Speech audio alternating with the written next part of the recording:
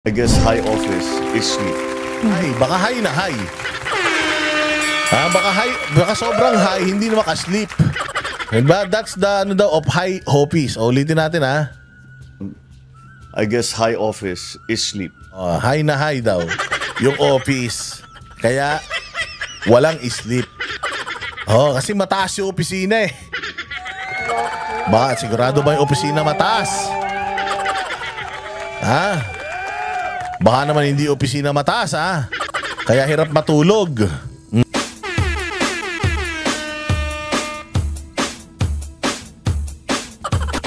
Dancing with the beat with DJ Glenn on the mix. Marcos Bangag, Marcos Bangag, Marcos Bangag, Marcos Bangag, Marcos Bangag, Marcos Bangag, Marcos Bangag, Hoy! Ay, magandang araw mga banateros worldwide. Kamusta naman ang buhay-buhay? Ay, magandang araw. Ano na ang nangyayari sa ating bayan? Happy start of the week. Bago ang lahat, babatiin ko muna. Bago ang lahat, batiin ko muna yung asawa ng kaibigan ko dyan sa Amerika, sa may California.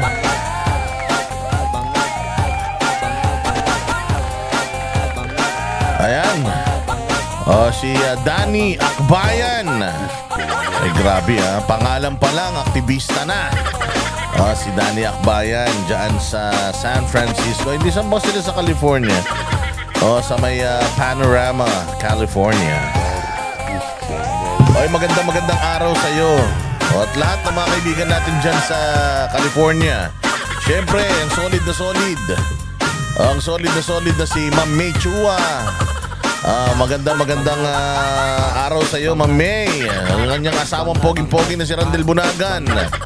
Tsaka mga iba pang kaibigan natin dyan sa yung mag-asawang si Mrs. at Mr. Jacqueline. Tsaka si Putragis. Magandang araw mga kaibigan natin sa may si Simple Luis, yung kanyang asawa, si Boss J at ang kanilang poging-poging anak. Ano na ang nangyayari sa ating mga kababayan? Another day, another uratan session with yours truly, Boss D. Ang pinakawalang kwentang vlogger, ang vlogger na fake news peddler at ang fake news peddler na wala lang. Mainit pa ba ang mga kaganapan, mga bossing? Kamusta naman ang inyong mga buhay-buhay? Ito na naman, nagpasasakitin na naman natin ang mga ulo at tayo balon-balunan, kasukasuan, kaluluwa, puso ng mga hayop sa lipunan. Mga kawatan, magnanakaw, mandarambong, mandurukot, mga mambubudol, sinungaling, adik, bangag, pusher. Lahat ng mga taga-malabanan, yung mga taga-sipsep ng mga pera ng taong bayan at mga sumisipsep sa mga politiko para lang makakuha ng pabor para sa mga kontraktor na mga putang ina mga congressman. Mga congressman na, kontraktor pa. Hayop. Para doon sa mga may kagagawa ng baha sa bayang Pilipinas. Para sa demonyo Santanas, Judas, Barabas, Hestas. Lahat kayong mga hinayupa kayo. Para sa inyo itong itong video na ito.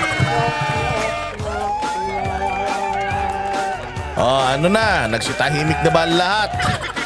Yung mga maiingay, yung mga kababayan nating mga chismoso at chismosa. Nagano na ba kayo? Kayo ba ay nanahimik na? Kita nyo. Alam mo, sa totoo lang pag-usapan lang natin mabilis na mabilis. Pag-usapan lang natin mabilis na mabilis yung isang di ba kasi nitong mga nakaraang araw nag-ano tayo, di ba? Nagpa-pacify tayo. Nagpa-pacify tayo ng mga nagkakainit-initan. Oo, alam mo ganito kasi sa amin sa DDS. Ganito sa DDS. Dahil sa sobrang bobo ng mga lagkitan, malalangis, mga pangit, swangit, at mga pulpol, inutil bobo na mga utak dilis na mga vlogger ni Bongbong Marcos. Sa sobrang walang challenge yung mga punyemas na yan, kami-kami na nag-away-away dito. O kami-kami na nag-exercise ng aming mga katalinuhan. Putang nang gagaling ng mga natin, no? Ang gagaling ng mga vloggers natin dito, no? Yung mga nasa side dito, gagaling mag-English. Ano nila, ang haba nila magsulat ng English sa Facebook. Pucha yan, nahihiya yung mga statement ko, Nahihiya yung mga statement ko dyan sa Facebook. Sobrang gagaling nila mag-English, ha? Ganun sila, ang haba, putang ina, isang dangkal. Kaya lang kasi ako medyo hindi ako bilib sa ganyan. Pero gagaling nila. Ang gagaling nila, Ang gagaling ng mga vloggers. Alam mo, pag pinuntahan mo yung mga comment, yung mga post na lang ng mga vloggers ni Marcos. So, yung mga yan, sila, wag ganun na pangalanan, putang ina, papangit Mga pangalan pa lang, parang mga ulul na yung mga yan, yung mga kupal na yan, pag tinignan mo yung mga Facebook nila, puros patama lang kay Duterte, puros mga one-liner na patama kay ganto, kay ganyan, puro ganun lang. Tapos pag nag-content sila, wala mo silang may content na mabuti. Sa principal nila, yung nagbabayad sa kanila, ang binabanatan nila yung mga vlogger na inaantay lang na magkamali. Pero ang tatanga pa rin kasi yung mga pagkakamali na sinasite nila, puros lang naman nila, comprehension naman nila problema. Dahil ang hina ng mga utak ng mga yan. Sabi ko nga sa inyo, kung meron mga computer, putangin na yung mga computer na yan, DOS-based pang mga hayop na yan. DOS-based pa mga putangin na yan. Kahit Pentium 1, mas mabilis pa sa mga utak ng mga tulonggis na yan. Sinasabi ko na sa inyo.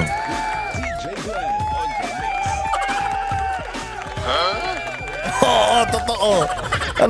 Totoo kaya ang babagal kaya ng mga utak niyan. Kaya ngayon, pag tinignan mo yung mga nila, wala sa kanilang may ganong kapasidad. Yung mga mag-English. Meron nag-i-English sa mga dilawan tae. Sa mga dilawan tayo, meron mga nag-ini-English dyan sa social media. Sa X, ganyan, maraming English. Mga dilawan tayo kasi kahit pa paano, mga totsyal yan Mga totsyal yan, mga tenista, mga UP, mga ganyan. Kaya kahit pa paano, yung mga utak niyan may inabot ng konti. Mga tanga pa din. Pero may inabot ng konti yung utak. Pero putang ina yung mga loyalista ni Bongbong, pukin ang ina niyan, parang ang kinakain araw-araw, bulate. Wala mga utak talaga. Yung mga yan, yung mga putang ina, yung mga mami ping, yung mga gano'n. Tang ina niyan, sabi ko sa'yo, mas matalino pa yung labandera namin dyan. Ang bubobo, putang ina sobra. Maniwala kayo. So, natutuwa ako, nakikita ko yung kalibre ng natin, ng mga Duterte supporters. Ang nakakatuwa kasi, iba talaga ang mga DDS putang ina, bardagulan talaga. Bardagulan na matalinuhan, may bardagulan silang pang kalsada. Best of both worlds, ika nga. Marami tayong mga kasamahan natin na talagang mga abogado, matatalino. Talagang putya yan, mag-cite ng jurisprudence, precedents. Talagang matitindi. Ang mga research, grabe, gamit na gamit si ChatGPT. Gamit si ChatGPT. Sabi ko sa inyo, yung mga buwaka ng inang mga Marcos loyalist na yan, yung mga vlogger, putang ina, walang kapasidad mag-research sa mga ulul na yan. Sabi ko sa inyo, ang galing nitong ChatGPT na to, grabe. Tatalino ka talaga. Kaya lang kasi yung mga yun, baka mag-overheat mga utak nila. Pag nagbasa yan ng mga ganito kahabang English, yung mga vlogger ni Bongbong, putang ina, baka dumugo ang mga mata ng mga hayop na yan. Mga tanga Dito sa mga vlogger ni Pangulong Duterte, puta bagamat, iba kasi kapag driven by passion Iba talaga kapag ka ang drive mo passion. Kapag ka ang drive mo kasi pera, wala Puta ina, wala kang wala kang kapag pera ang makukuha mo ng mga vlogger, yung mga latak. Kumbaga yung mga imburnal talaga yung makukuha mo. Mo tawag doon, burak. Katulad din ninyo Barsaga, mga ganyan makukuha mo. Yung putang ina, walang laman ng utak. Walang logic. Walang tawag dito, hindi kaya mag-explain. Hindi kaya maghimay-himay ng issue. Kaya lang man chismis. Oo, si Maharlika dating yan loyalista yan, kaya tingnan mo si Maharlika. Puro chismis.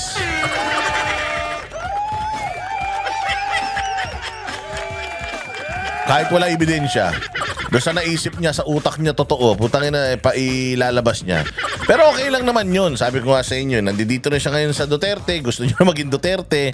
Pero yung style ng mga dilawan, style ng mga loyalista, dala-dala pa rin niya. Oh, so ganun ang style niya. And then yung mga legitimate naman talaga na mga DDS, actually mga Marcos naman mga to noon eh.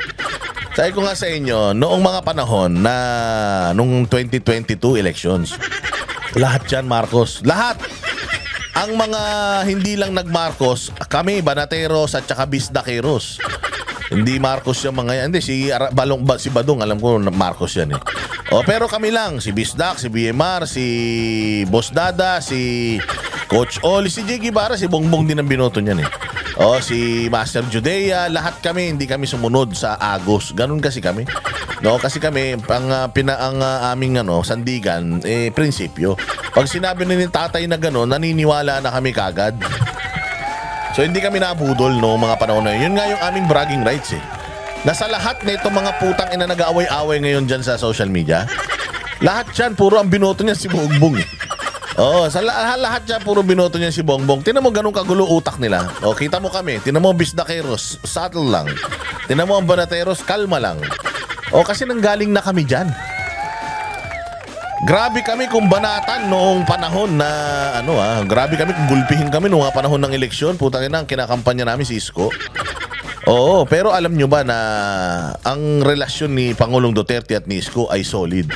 At kung mapapansin ninyo, noong mga panahon na yon, hindi lang kaya ni Pangulong Duterte na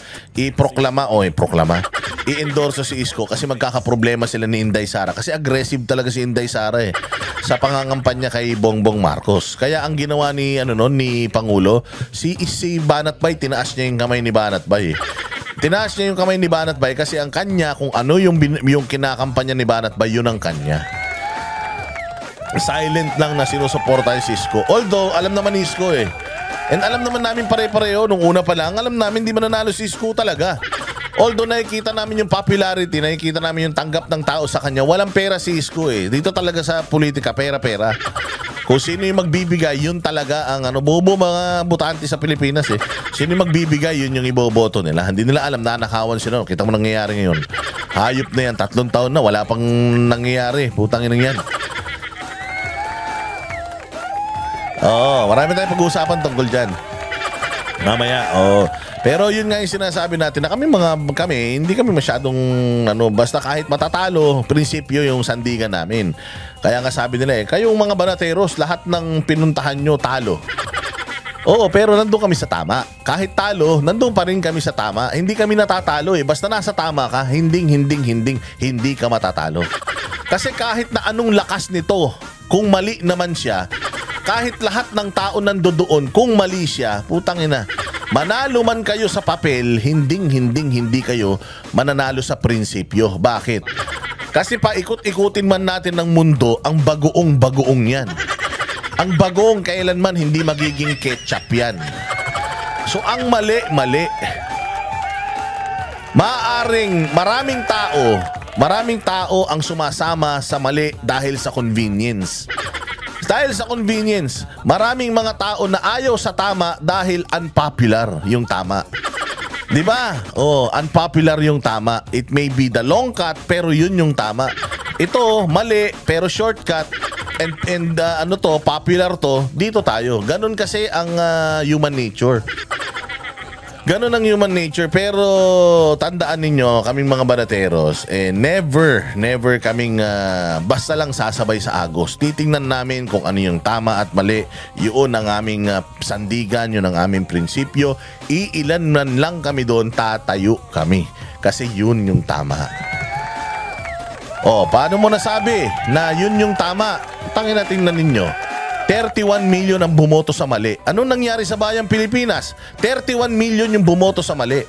Ang sabi nung iba sa 31 million na at least kalahati, kesa naman si Lenny, kesa naman si Isko na nagmamadali. Dapat tinapos niya muna yung termino niya sa Maynila. Pinaganda niya muna yung Maynila. Napaganda niya na, 3 taon lang eh. So, bakit pa natin kailangan mag-intay? Kung magiging magaling na leader si Isko noong mga panahon na yon, ngayon, bakit pa natin kailangan maghintay na maging hinog siya eh? Kung ngayon pa lang kaya na niyang gawin, oh, so parang di ba sa ospital yan, sinabi ko na noon, bilis kilos kailangan, hindi pwedeng dadaanin pa natin sa gamutan. Kung kailangan ng operahan na yan para sa umayos yung lagay, di ba? O, ngayon ang nangyari, di ba? Ang dami nating dahilan. Ayaw natin kay ganito, ayaw natin kay ganyan. Bumoto tayo doon sa alam naman natin na mali. Mali kasi sinabi na ni Pangulong Duterte eh. Di ba? Sabi ni Pangulong Duterte, may adik yan. Sabi, merong ano yan, may bagahe yan, spoiled yan. Walang alam yan sa pamumuno. Hindi kayo nakinig, di ba? Ano pa? Alam natin na mali kasi nga anong ginawa ng tatay? Di ba? Pahirapan din sa Pilipinas ang ginawa ng tatay. Wala namang ginawang tama yung tatay, pati yung nanay. Ang daming ninakaw sa bayang Pilipinas. Ang ombudsman nga eh. Hindi ba? Ipinakukulong na yung nanay dahil guilty siya sa plunder. Tingnan mo, hindi naman pinakulong ni Duterte, nakalaya pa rin ngayon, di ba? Kaya sabi ko nga sa inyo, satanas itong pamilya na ito. Pero sinamahan nyo kasi ang dami-dami pag nagpupunta, nakikita nyo yung mga rallies nila, ang dami. Nagbibigay sila ng kung ano-ano, ang dami. Kaya kahit alam natin na mali, dahil yun yung popular, doon tayo sumakay. Ano nangyari sa bayang Pilipinas? Ano nangyari ngayon sa Pilipinas? Ang mahal ng bilihin. Tumaas ang krimen, dumami ang droga, mantakin mo, record breaking sa lahat ng administrasyon sa buong Pilipinas. Sa mga nakaraang administrasyon, ngayon lang pinakamaraming nahuling drugs. Bakit? Di ba hindi ka magtataka bakit? Kasi alam ng mga drug lord maluwag ngayon sa Pilipinas. Hindi yun dapat nga maging proud tayo eh. Kasi madaming nahuhuli. Paano yung hindi nahuhuli? Kung madami yung nahuhuli, imagine niyo yung hindi nahuhuli, mas madami yun. Mas madami yun. Alam niyo yung rule of decoy, di ba? Ganun yun. Paano kung ang nahuli natin 10 tonelada na, pero yung naipakalat sa sirkulasyon 30 tonelada. Imagine niyo yan. Hindi natin nakikita yun. Pero tandaan ninyo, may nakakalusot. Kasi mayroong drugs sa kalsada eh. May drugs na binibenta, so may nakakalusot. Gaano karami yung nakakalusot versus nahuhuli? At ang matindi nito, yung nahuhuli na produkto, walang may-ari. Ano yung naglakad yung mga shabu papunta rito sa Pilipinas? Lumangoy sila? Nakikita na sa dagat, putang inang yan. Ano yun? Lumalangoy yung mga shabu papunta sa Pilipinas mag-isa? Walang nagdala sa kanila, walang may-ari sa kanila, walang pusher o walang drug lord, hindi ba? Hindi nyo napapansin, wala na tayong nakikitang sinisirang drugs. Ang nakikita natin sinisira, vape. Pucha yan, vape ang sinisira. Wala tayong nakikitang sinisirang droga, pero ang dami-daming nahuhuling droga. Anong iisipin ng taong bayan niya? So yan ang sistema ng Pilipinas. Nagkakagulo-gulo, tapos ngayon may gera sa ibang bansa. Asa na yung mga Pilipino? Yung mga government officials na pinapunta nila doon, mantakin mo, sarado ang airspace ng Israel. Putan na palipad nila yung eroplano at nakauwi dito yung mga hayop na yan. Sinamahan nyo na sana ng mga 10 OFW. Di ba hindi sila natataranta sa mga buhay ng OFW doon, pero sa mga buhay ng pasahod natin na mga staff nila, nandito ngayon na UA, puta sinalubong pa ng SILG. Parang inaasar ang mga Pilipino no? Para talagang binabalasubas, binabalahura at tinatarantado mga Pilipino sa mga pinaggagawa nila. Sakit nun pag nakita mo yung pamilya mo nandoon, kamag-anak mo, tapos humihingi ng tulong sa iyo sa text. Tapos makikita mo si John Vic Rimulya, niyayakap pa yung mga government official na puta tayo nagbayad sa trip ng mga putang ina niyan. Tayo ang nagbayad sa pamasahe papunta ron, pati pamasahe pa uwi. Samantalang yung mga kababayan natin sa abroad na nagre-remit sa Pilipinas, pinabayaan nila ron. Kung si Pangulong Duterte yan, hindi papayag yun. Alert level 2 pa lang, baka alert level 1 pa lang, putya, pinauwi niya na yan sa pilitan. Pipilitin mo talagang umuwi yan. Kasi nga, pag namatay yan, naku po, ang hirap pagka namatayan ka ng kababayan sa abroad. Grabe ang pahirap ng repatriation ng isang bangkay, kung alam nyo lang. Mas masaya. Di ba nandito kayo mamatay sa gutom? Kaysa tamaan kayo dyan ng ligaw na bala. Naku po, mga kababayan ko, hawawa naman kayo. Mas ganito leader natin katamad. Diyos mio. Ang dami ko pa sana gustong sabihin. Pero yun na nga, patungkol din naman doon sa mga away-away. Sabi ko nga ang galing talaga ng ating kaibigan na si Mayor Baste Duterte. Pinatay niya kagad yung sunog inano niya kagad na sabi nga niya, yung mga yan, mahal ng pamilya namin yan, tinanggap na ng pamilya namin yan. Kaming mga magkakapatid, tinanggap na namin yung yung mga chika babes ba? Yung mga babae na yan sa buhay ng tatay ko, tinanggap na namin yung mga yan at parang mga kapamilya na din namin yan. Okay yan, sakto yan, mahal na namin yan. Kaya tumigil na kayo, ito lang 4 na ito ang nakapasok sa finals. Yung iba, yung mga ibang kulasisi, sorry kayo, hindi na kayo kasali. So tanggap nila yon. Kaya nga sabi nga nila, kaya itigil nyo na yan yung mga nagsasalita tungkol nag-spokesperson para sa isang babae na yan. Lahat yan tanggap namin. At yun nga din ang sinabi ni Inday Sara sa kanyang speech diyan sa yung mga girlfriends lang ng tatay ko yan. Kasi merong mga nagsasalita kabit.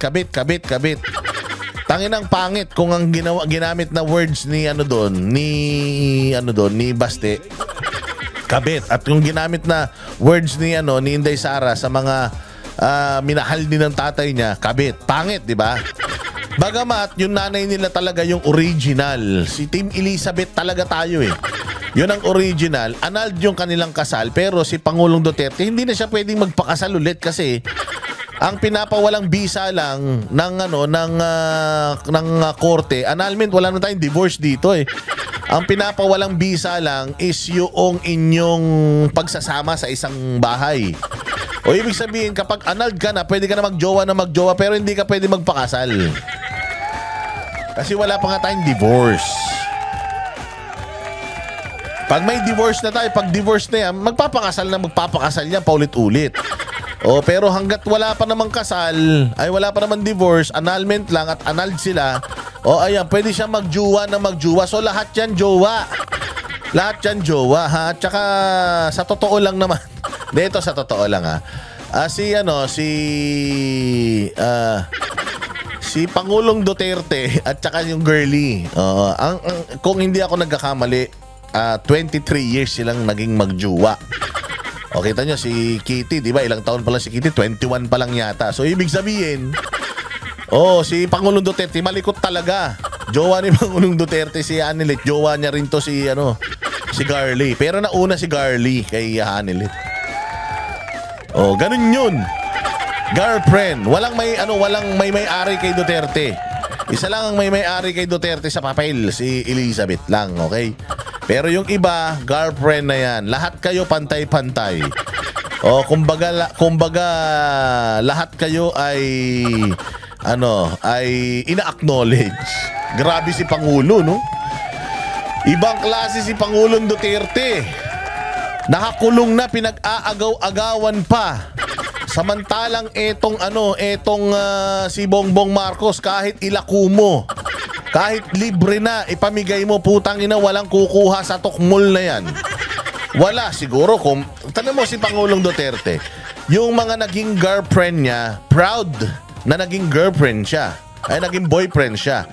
Ito si Bongbong, siguro yung mga naging girlfriend nito, itong mga pinapakita nitong alamano, yung mga dubidap-dap niyan. Tayo na mahihiya kay kung ako naging jowa ko yan, si Bongbong. Putang ina, talagang magpapabago ko ng mukha tsaka pangalan Para mabanggit man ako, hindi ako yun. Mahihiya ka eh. Ganyan ka walang kwenta to si Bongbong Marcos. Sa Pangulong Duterte, nakaupo lang sa hig. Putangin na yan, ang dami pa rin, siya pa rin ang laman ng mga balita. Saan ka naman? Kaya nga inggit na inggit itong mga pulahang abnormal eh. Kasi nga si Pangulong Duterte, nakakalma na lang, putangin na, pero malakas pa din ang karisma at ang mga tao, babae, lahat, girl, boy, bakla, tomboy, nagkakagulo pa rin. At kapag ang chismis tungkol sa Duterte, buhay na buhay, kaya ginagawang content. Kaya nga sana, sa mga kapatid natin na vlogger, okay naman yan, tayo-tayo minsan mag-away-away, basta one goal lang tayo. Kahit magsultukan tayo lahat, at the end of the day, pagdating ng 2028, Duterte lahat yung ilalagay natin sa mga balota natin, walang problema yan. Okay na magsiraan tayo lahat. Wag lang natin siyempre sisirain yung principal natin, yung ating itinataguyod. Oo, itinataguyod ng buong puso, prinsipyo, walang bayad. Okay lang yan. Good exercise of brain cells yan. Yung intellectual conversation, stimulating debate. Okay yan, walang problema yan. Rambulan, wala. Pero at the end of the day, pag sinabing Duterte, sabay-sabay tayong sisigaw kahit puro black eye tayo. Ganyan ng mga DDS. Kaya putangin na ito si Falsis. Si Falsis at kung sino-sino pa mga kupal na mga dilawan at saka mga loyalista. Akala nila nagkakagulo-gulo na rito. Halimbawa, si Sal Panelo daw at saka yung Duterte Youth, si Sal Panelo at saka si Harry Roque. Lahat si Sal Panelo kaaway niyan, kahit sarili niya, inaaway niya eh. Bisa pag tumitingin sa salamin niyan, inidibate niya yung sarili niya eh. Labas na tayo dun. Opinion niya yon. At the end of the day, basta hindi niya binabanatan si Inday, hindi niya binabanatan si Baste, hindi niya binabanatan si Polong, hindi niya binabanatan si Pangulong Duterte, bati-bati tayo, peace, ganyan parang bongbong. Wala tayong pakialam. Sinong awayin ni Sal Panelo? Kahit awayin ni Sal Panelo, si Duterte Youth, naaway niya. Si Harry Roque, naaway niya. Kahit awayin niya si Banat Bay, kung gusto niya, bahala siya sa buhay niya. Basta ang importante, at the end of the day, ang mga Duterte, yun ang ating sinasandigan. Wag na wag ninyong hahawakan. Dadaganan ko kayo talaga. Diba? Basta, pagdating ng dulo, kahit puro tayo kalmot, sira-sira ang mga damit natin sa pagrarambulan natin sa isa't isa, pagdating sa dulo, Duterte.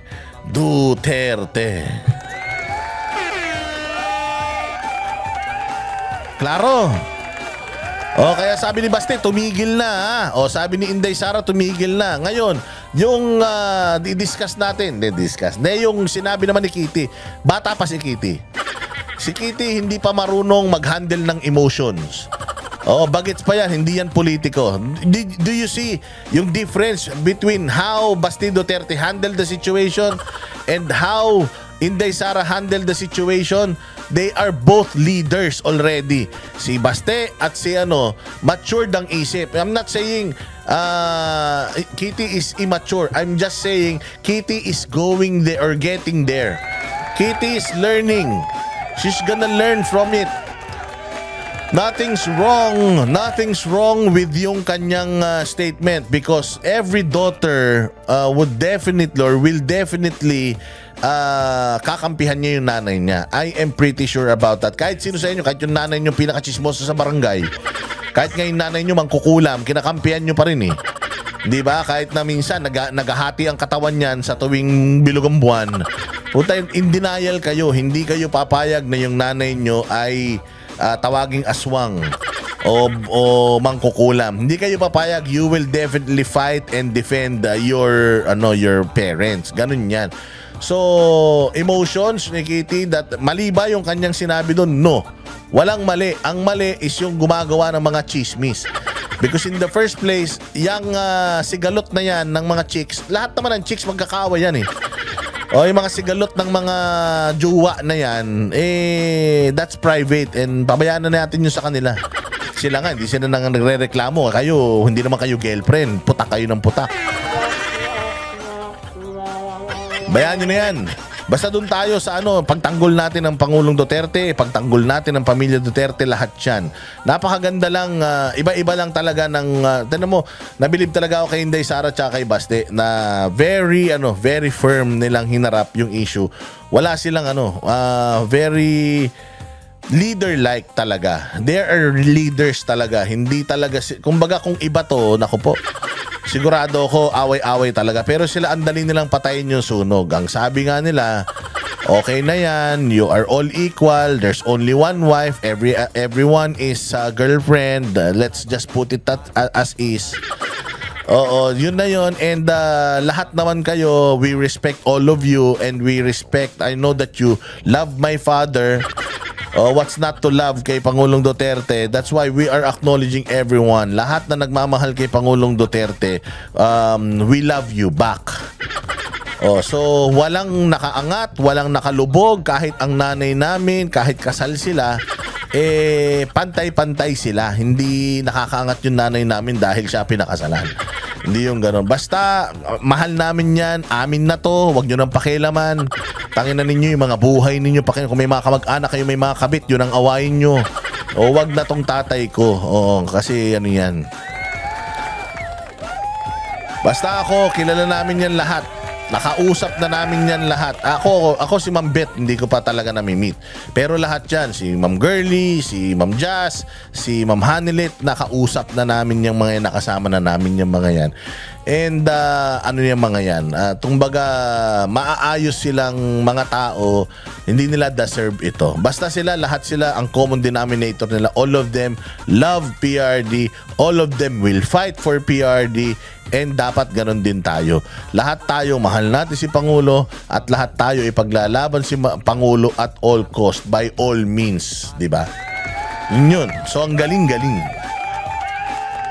Dahil dyan, grabe kita nyo, intro pa lang yan. Saan kayo makakita ng ganyang vlogger, di ba?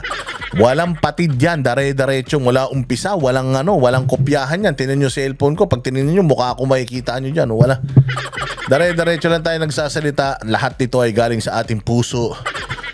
So I hope that you appreciate it. Pero ito, magsimula na tayo sa ating balita dahil mainit na mainit ang pagtungo ni VP Sara sa Australia. Alam naman natin na ginagawang issue yan ng dalawang spokesperson na mga mukhang mga galising aso. Yung si Princess Abante na putang inang yan, nung nagpapapreskon yan, mukhang labanderang walang sahod. Pero ngayon, puta, todo makeup na si ate Talaga naman, pucha, nakikipagtagisan na siya kay kay Claire Castro ng palakihan ng damit. Tanginan nitong dalawa na to, pag nilagyan mo ng PC yan, nilagyan mo ng tali, pucha, mahangin pa naman ngayon, magiging saranggola yung dalawa na yan. Para mga guryon yan, tarantado na yan. Alam niyo yung guryon? Yung guryon, malaking saranggola yun. Talang pag hinila-hila mo yun, lilipad yan dalawa na yan sa laki ng mga damit nila. Wala pag yan nga ang dalawa na yan, tumalon sa aeroplano, mabubuhay yan parang may mga parachute na suot. Ano putang ina, pautot nyo, palakihan kayo ng damit.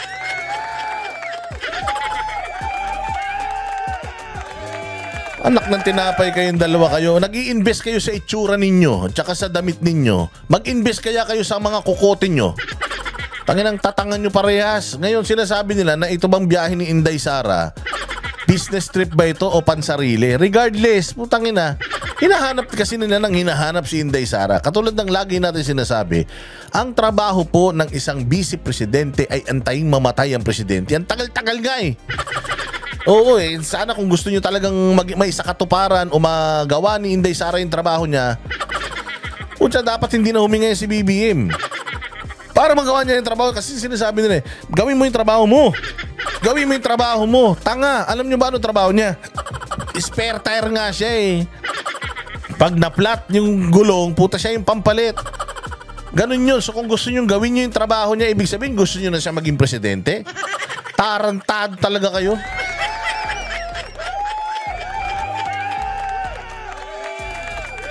So gusto nyo na maging presidente kaagad si VP Sara kasi surang-sura na rin kayo sa pagmumukha nito ni Bongbong.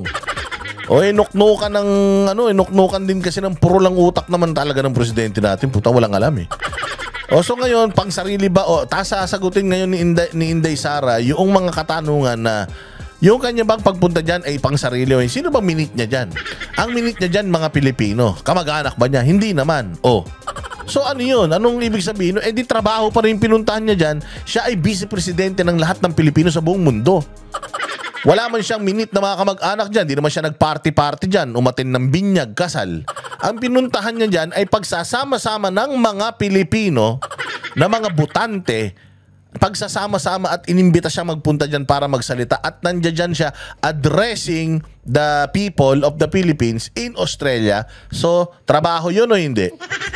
Utang ina to kasi si Castro at saka itong si Abante.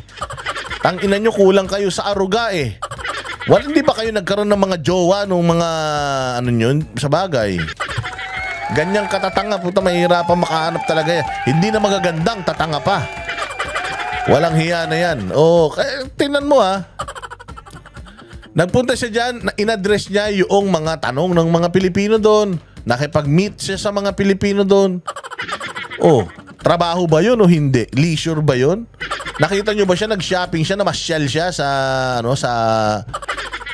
nakita nyo siya na namasyal dyan sa Kaya nga sabi niya when I'm wearing my OVP uniform, this is work. Trabaho to. Kung ako nakabiting suit ako, putang ina magsuswimming ako, hindi trabaho yun. Pero kaya ako nandito kahit maginaw, suot ko to, wala akong jacket because I want you to see na nandito ako because I am your vice president. Galing, di ba? Panis. Paano na yan, Abante? At saka Franz Castro, hindi ba? So kita nyo naman, ang problema kasi si Bongbong hindi na iniimbita. Bakit mo iimbitahan yan? Putang inang yan, mag-aalamano lang yan. Hindi ba? Hindi na mabubulol-bulol lang yan. Hahawakan mo, putang ina, pipiglasan ka. Magpapaselfie kang ayos-ayos ng tanong mo, sir, pwede ba magpa-selfie? Tatablahin ka. Akala mo pogi, akala mo mabango. Lagi naman pawis. Si Inday Sara, putya, siya pang hahawak ng cellphone mo, siya pang magse-selfie. Tapos pag na-starstruck ka, pupuntahan ka niya. Sabi ko nga sa inyo nung na-meet namin si Inday Sara, putya yan, sa sobrang pagka-inlove ko sa kanya, nakatitig lang ako para akong tanga eh. Maniwala ka, iba talaga yung presensya ni Inday Sara. Si Bongbong Marcos, puta, kita mo naman pag nagpupunta kung saan-saan, kaway ng kaway, wala nang kumakaway sa kanya. Wala na may gusto sa kanya. Si Claire Castro na lang at saka si Abante siguro.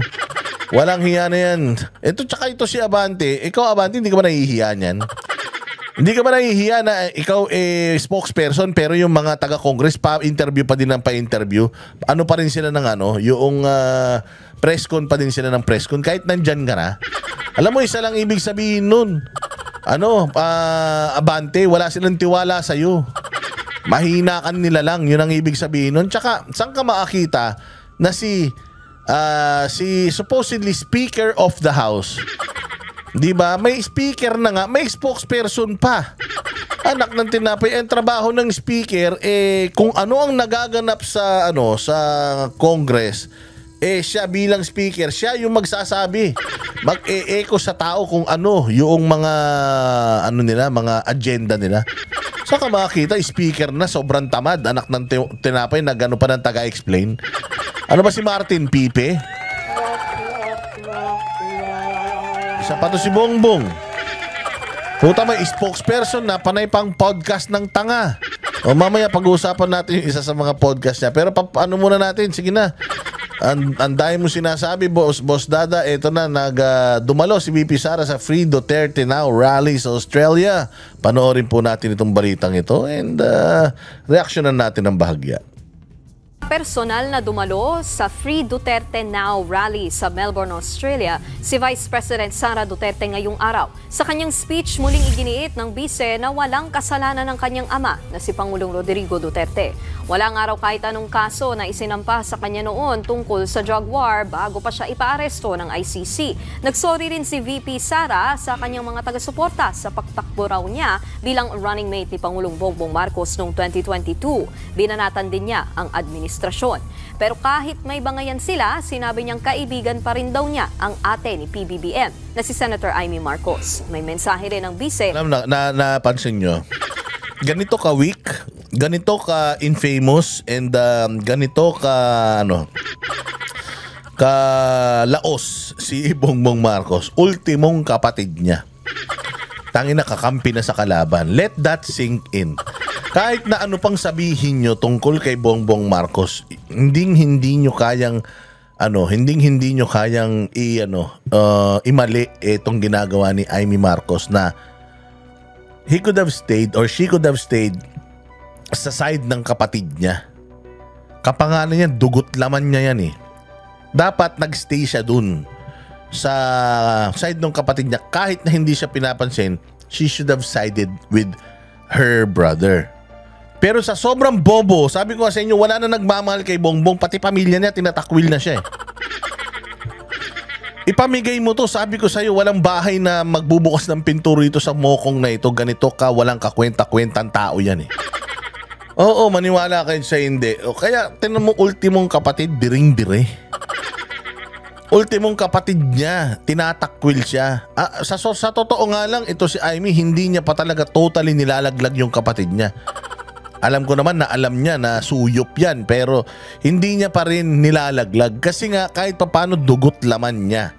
Kaya lang talagang hindi niya kayang sikmurain yung kapalpakan ng kapatid niya. Kaya nga sinabi niya na sana ako na lang ang nagpresidente. Anong pick up ni doon, ni Castro? Kita niyo, taas ng pangarap, gusto maging presidente. Gago. Natural, lahat naman talaga gusto maging presidente. Tangina, tanungin mo ko kung gusto ko maging presidente. Oo. Ang tanong, kaya ko ba? Hindi, sigurado. Pero, putangin nang yan, ito si Amy Marcos, sa sobrang diri niya sa kapatid niya, nasabi niya yun. Ganun kabobo si Marcos na ang tingin sa kanya ng ate niya parang laruan. Sana ako na lang. Kung ako naging presidente, kasi sa totoo lang si Bongbong wala namang ginawa yan ng kampanya. Ang ginawa lang yan is magpakita ron, tas mabulol ng mabulol. Ngumuwi ng ngumuwi. Yun lang ang ginawa niyan eh. Sa totoo lang talaga, kung si Amy ang ginawang presidente noon, tapos si Inday Sara ang vice president, baka naging presidente to. Baka pag naging presidente to, mas magaling pa to eh. Galing to. Hindi ako Amy-natics, pero totoo, magaling ito si Amy. Sa mga Marcos, ito ang pinakamagaling. Even tatay niya ina-acknowledge na if only Amy is a boy. Sabi nung tatay niya doon sa kanyang natagpo ang anong tawag doon? Yung diary. O doon sa diary nakalagay doon. If only Amy is a boy or was a boy. Ganon. Kayo na maalam mag-correct ng grammar. Basta ganun yung nakalagay na kasi nga si Bongbong Marcos salot talaga. Bata pa yan, sweetik na yan. Kaya nga dun sa pelikula nila ni Daryl Yap, kita mo pinagagalitan ni Marcos Sr. si Bongbong dahil party ng party. Tapos alam nyo ba na si Bongbong daw noon yung may gusto na pagbabarilin yung mga nasa EDSA?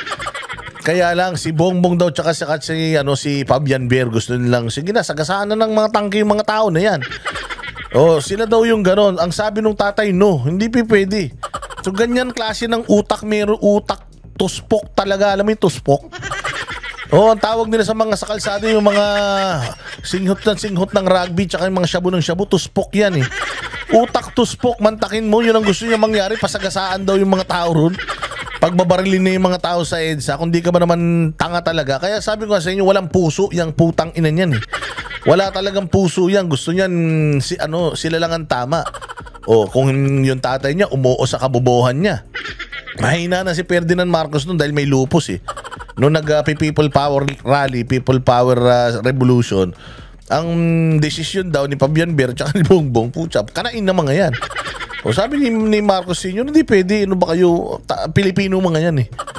So ganun, kahit papaano, mas klaro pa mag-isip yung tatay, itong anak talagang wala. Ay ko sa inyo, putya. Kaya lang, ang malaking pagkakamali lang nito ni Amy is pinabayaan niyang tumakbo yung kapatid niya kahit alam niyang walang silbi. Sana man lang kung mahal mo talaga ang bayang Pilipinas, Amy, noon pa lang pinigilan mo yung kapatid mo, di sana hindi tayo ganito. Okay nga, sana kung ikaw. Baka nga kung si Leni Robredo pa ang presidente, baka mas okay pa eh. Oo kaysa kay Bongbong eh. Dahil matatanggap ko pa kung si Leni Robredo magpapakulong kay Pangulong Duterte kasi kalaban eh. 'Di ba? Pero putang na yung kakampi mo. Pinalibing yung tatay mo. Hayop ka. Wala kang utang na loob. Tapos ang ginawa mo kay Pangulong Duterte, hinayop mo. O kaya nga sabi ko sa impyerno, baka mas malalim pa sa impyerno mapuntahan nito ni Bongbong Marcos sa dami ng kasalanan niya.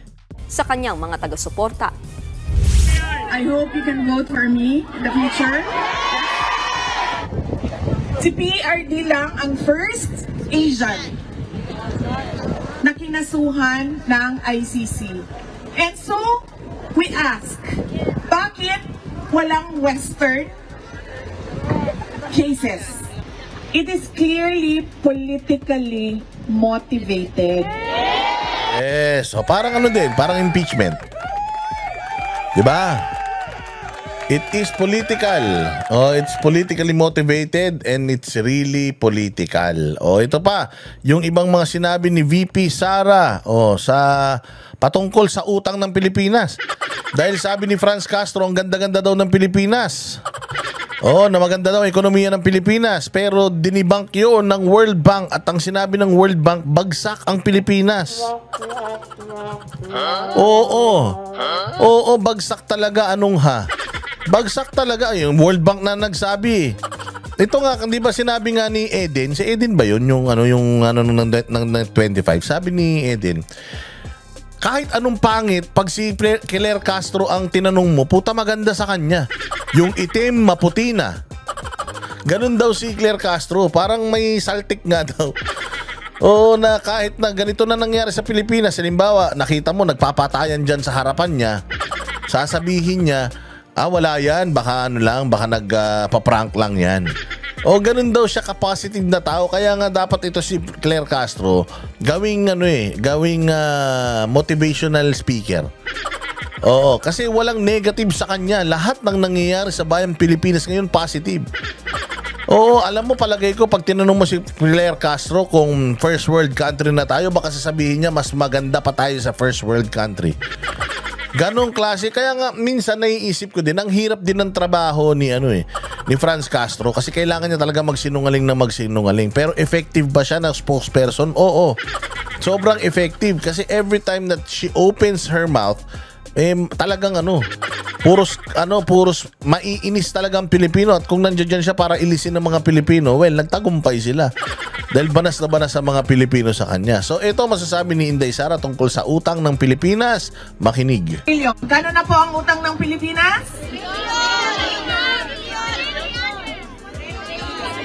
16 trillion. Yes, 16 trillion. Imagine, 16 trillion ang utang ng Pilipinas. Ang budget natin nung 2024, 3 trillion lang. Nung 2025, naging 6 trillion. 6 trillion. Tumaas ang budget ng Congress at ng Senado, 1 billion. Tumaas din ang Office of the President ng bilyon-bilyon. Pero ang Office of the Vice President nanatili at negative 1 billion. Hindi, at 750 million. 750 million, tapos sasabihin nyo ang magnanakaw yung pinakamaliit ang budget.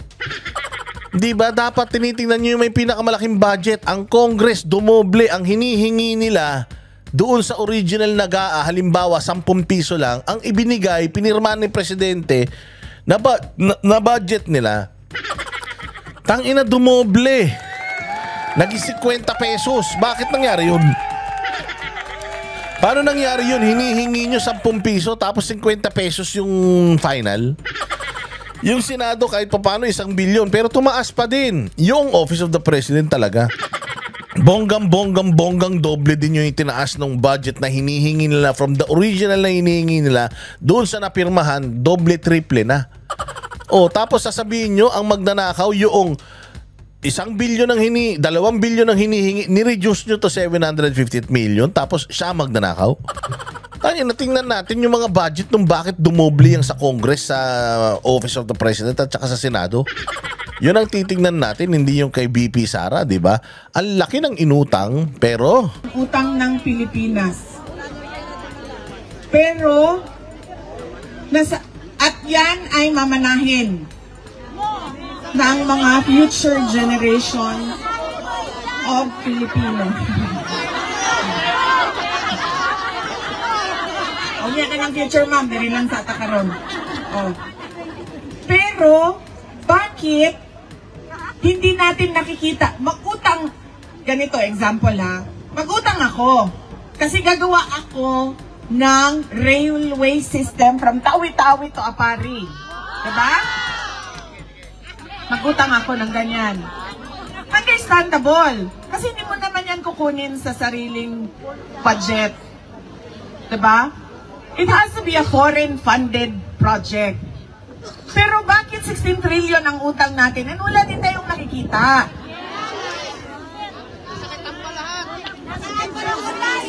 Yan ang sagutin ninyo. Saan napupunta yung inutang natin since 2023, 2024, 2025? Saan napunta yung inutang natin? Bakit nangungutang na nga tayo, wala namang nakikitang resulta? Nangungutang tayo pero ayun katulad yan, Maharlika Investment Fund. Asan na yan? Kinukuha pa natin yung PhilHealth, yung pera ng mga mga beneficiaryo at mga contributors ng PhilHealth. Ginagalaw natin pati SSS, GSIS. Tapos yung mga military uniformed personnel tinanggalan pa natin ng pinag-contribute pa natin sa pensyon. I mean, putang ina, magugulat ka talaga. You should really question it. Lalong-lalo na kayong mga self-righteous dyan sa Congress at kayong mga spokesperson, nasaan yung perang inuutang natin? Bakit for the past 3 years, wala namang pandemya? Noong pandemya, ang binibigay nating ayuda, ano lang, yung SAP, Social Amelioration Program, at saka yung 4Ps. Yung 4Ps kasi batas talaga yon. Yung tupad. Yun lang. Pero putsang ina, ngayon kung kailan naman walang pandemya, putsang dami-dami nilang pinagbibigay na ayuda. Humihingi si Cayetano ng 10,000 ayuda sa bawat Pilipino. Naging na nga pang-asar na nga sa kanya yan eh. Pero humihingi siya, ang sabi ng DBM, walang pera para dyan, Vinito, yung hinihingi ni Cayetano. O tapos, nagbigay sila ng ayuda. Kala ko ba walang pera? Bakit nagbibigay kayo ng ayuda ng sobra-sobra? May AKAP, MAIP, may mga kung ano-ano pa, meron pang... Diyos ko, napakaraming mga ayudang pinamimigay. Mas importante ang trabaho, importante food security, security of tenure, mas importante na palawakin natin yung ating kasanayan sa agrikultura. Yun sana talaga yung focus. Pero hindi, makikita mo. 3 years after, pumangit na ng pumangit, wala pang bago. Diba? So nasan na yun? Yun ang hinahanap ni Inday Sara na ako, kung hanapan nyo ako ng budget, ganun-ganun na lang. Pina-impeach nyo pa ako pero hindi nyo nakikita yung blankong GAA.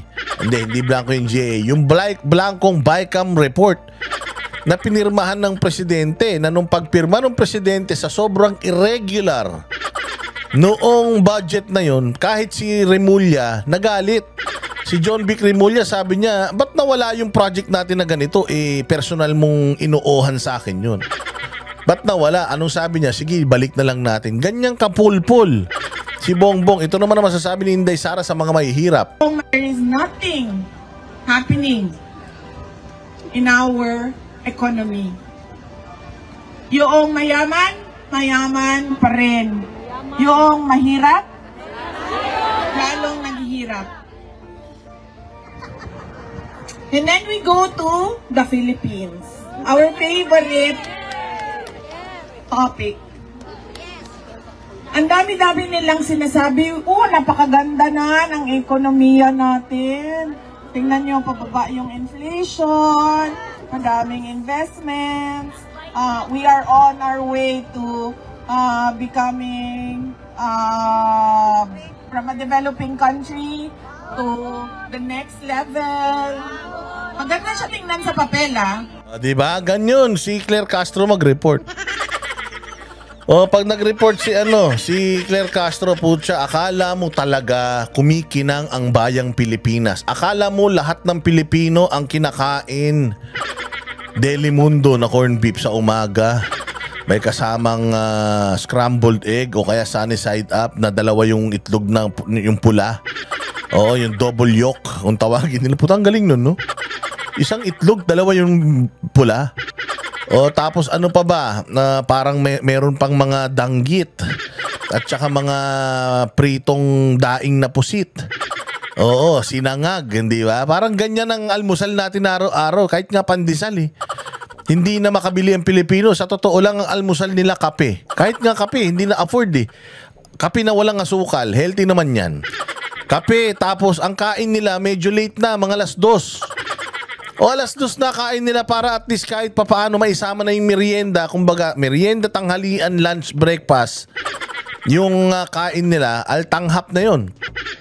Tapos kakain ulit sila ng gabi. Oo, medyo late na din yung gabi na kain nila. Para hindi kakalam-kalam ang sikmura nila so 2 beses ang araw na lang kumakain mga Pilipino. Yun yung katotohanan. Tapos di natin lang kung may sweldo, may ulam bukas, may pagkain, may bigas. Tapos kung makapagsalita ito si Franz Castro, hindi pala Franz Castro, si Claire Castro. Pag makapagsalita si Castro, akala mo ang ganda-ganda ng Pilipinas. Akala mo yung Pilipinas katulad ng bahay niya eh. Dahil sigurado naman ako kung may gumanda buhay dito, sila. Hindi ba? Kita mo si Claire Castro. Itsura niya nun mukhang kanta ng kanta lang yan sa YouTube channel niya. Kahit di naman maganda boses ng buwisit na yan eh. Pero kita mo ngayon, ang kanyang kutis, make-up, damit. Tangina, hanapan mo si Claire Castro na isang araw na umulit ng damit yan. Ang mamahal ng damit niyan. Hindi ba? Araw-araw humaharap yan, tas iba-iba damit mo. Kita mo. Kasi nga, sila lang ang busog. Hindi naman mga Pilipino eh. It looks good on paper, but you don't see it at all in the everyday lives of the Filipinos. There is nothing happening in our economy. Yung mayaman, mayaman pa rin. Yung mahirap, lalong naghihirap. Yes?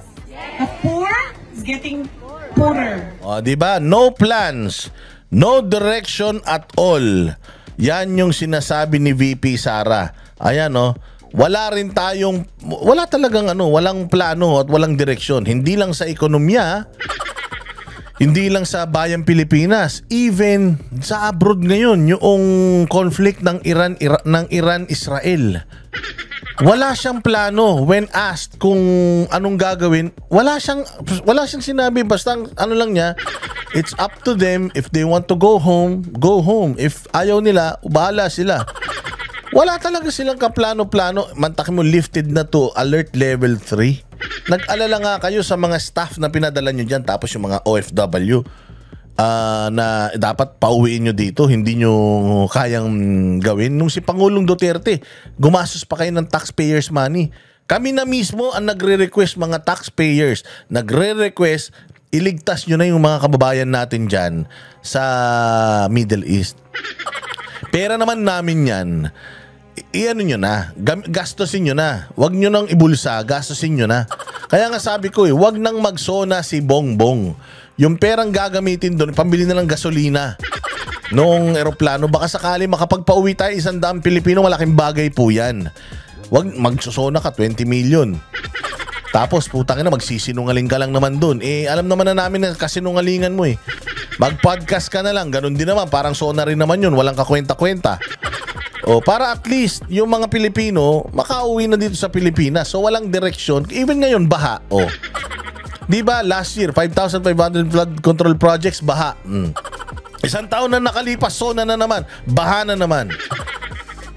Yun ang dapat na hinahanap natin. Ano nangyayari sa 1.4 billion na pera ng Pilipino na binabayad para sa flood control project? Bakit konting ulan, bahang-baha? Ito yung baha sa Banawe. Tayo na naging submarine lahat ng mga sasakyan dyan. Saglit na ulan pa lang yan ha. Ulan na isang araw pa lang yan, ganyan na tayo. Tapos meron kayong flood control. Ano na naman nagdadahilan nyo dyan? Kaya nga sabi ko sa mga loyalista, bago kayo magyabang sa amin, higupin nyo muna nila Bongbong ang lahat ng baha. Utang imbakin nyo na. Total yan naman ang kanyang zona nung nakaraan. Lahat ng tubig ulan iimbakin. Oh, asan na yun? Sinimulan nyo na ba yung pag-iimbak ng tubig baha? Mga hinayupak kayo, diretso.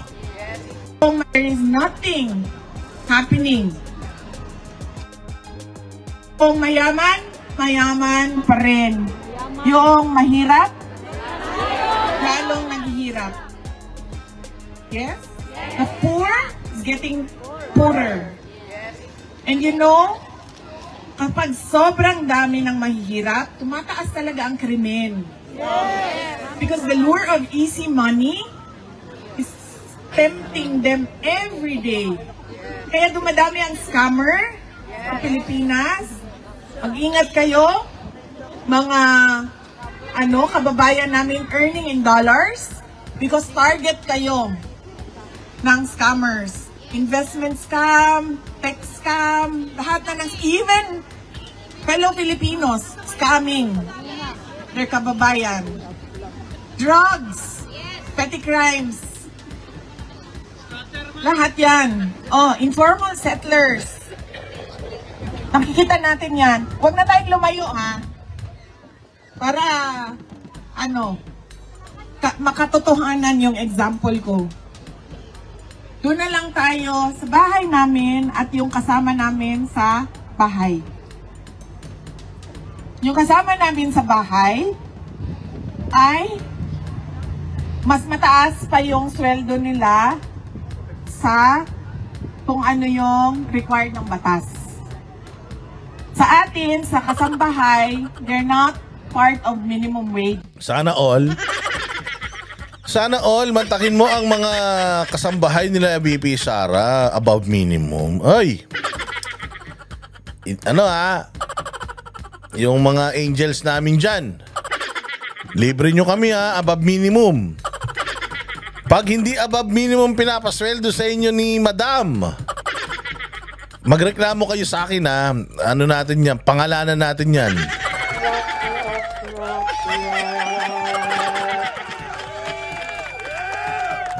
Mga angels. Pag kailangan above minimum, sabi ni VP Sara, yung mo sa kanya above minimum. Kayo dapat above minimum din. Pag hindi, banatan natin yung ma'am nyo. Akong babanat dyan. Pero, ang sa amin, sa bahay, more than minimum wage ang binibigay namin sa kanila. Dahil nakikita namin yung pangangailangan nila.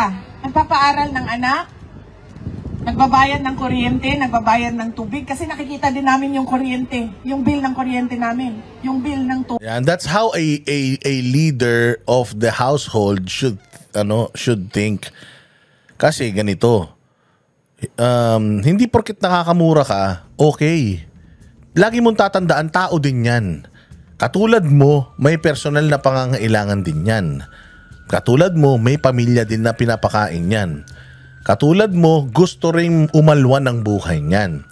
Maayos naman ang lagay mo sa buhay, di ka naman naghihirap. Mano ba naman, maging magaling kang provider. Hindi lang sa pamilya mo, pati dun sa mga nag-aalaga sa'yo. Bigyan mo sila ng maayos, and they will treat you better. Ganun yun. Kita mo, ganyan si Inday Sara sa mga kasambahay. Ganyan si Inday Sara sa mga constituents niya sa Davao. Definitely, if she will be president, ganyan siya sa mga Pilipino. Hindi niya hahayaan na siya lang ang maalwa ng buhay. Tapos, di ba si Pangulong Duterte, hindi tayo pwedeng kumain dito sa Malacanang ng masasarap na pagkain kasi yung mga kasama natin dyan sa ibaba, naghihirap ang buhay nila. So, kailangan, para maintindihan natin yung struggle nila, kailangan mamuhay din tayo ng katulad nila. Di ba? Ganun naman talaga dapat ang leader. Kailangan kasama niya yung mga nagmamahal sa kanya sa hirap at ginhawa. Tubig namin. Nakikita din ng asawa ko yung gastos sa grocery. So, ibig sabihin, ganun din yon. kanila, sa mga kasama namin. Pero, kahit na more than minimum wage pa rin sila, naghihirap pa rin yung pamilya nila. Pag tinatanong ko, ano ba ang problema? Ang lagi nilang sinasabi, sobrang mahal ng mga bilihin. Sobrang mahal ng bigas. Yan ang laging sinasabi sa akin ng mga kasama namin sa bahay. There is nothing happening in our economy. Di ba? Diyan pa lang, marami na tayong matututunan na kapag ka mahirap ang buhay, nandiyan na krimen. At kapag ka kasi walang tao na gagawa na mas pipiliin ang magtrabaho ng illegal kaysa magtrabaho ng legal. Kasi lahat tayo ayaw natin ng stress, 'di ba? Yung stress kasi pag illegal, anytime pwede kang mahuli, baka ikamatay mo pa. Pero kung kaya nga, kailangan natin palakasin ekonomiya, pataasin ang antas ng buhay ng mga Pilipino. Kasi kapag ginawa mo, walang taong pupunta sa masamang gawain, yung kakapit sa patalim. Kung meron naman siyang pinagkakitaan ng legal na makakatulog siya ng mahimbing, hindi siya patago-tago. Kaya nga si Pangulong Duterte, matatandaan ninyo yung mga pulis, tinaas niya yung sweldo nila. Kasi maraming kriminal na pulis nung panahon niya. Maraming kriminal na pulis, anong ginawa niya? Mga cotton cops, ang dami. Ang ginawa niya, tinaas niya yung pamumuhay ng mga pulis. Tinaas niya yung sahod, doble. Tapos sinabihan niya na, itinaas ko na yung sahod nyo, doble, maglilinis tayo ha. Lahat ng mga pulis na may kaso, iskalawag, ipatatapong ko lahat sa Mindanao.